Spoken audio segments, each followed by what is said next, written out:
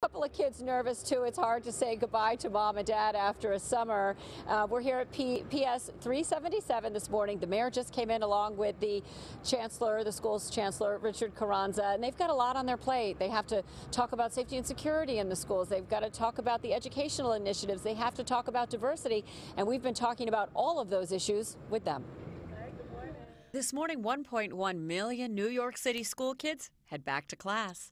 But educators and city leaders have been working all summer on some of the biggest issues shaping their days in the classroom. First, safety.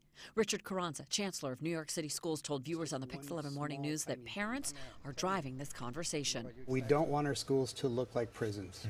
As I talk to parents, parents just want to be sure that there are safety plans, that there are safety measures in place, but they also say we don't want to walk into a prison. Instead of more metal detectors, the chancellor advocates for more conversations between kids, teachers, and safety officers, identifying when someone is facing a potential crisis. You made it a matter of life and death because it is a matter of life and death. Also yesterday, the mayor signing off on a measure to protect children and all New Yorkers walking city streets. It turns on the 140 speed cameras around schools, even as parents advocated for 290 of them. They're proven lifesavers, with deaths from crashes dropping 55% where they've been installed. And when it comes to learning, more racially diverse classrooms at high-performing schools is the goal. I think that New Yorkers would be offended at the notion that if you include certain kids, you're lowering standards. The first pilot program rolls out with 25% of seats being prioritized for low-income New Yorkers with lower academic performance.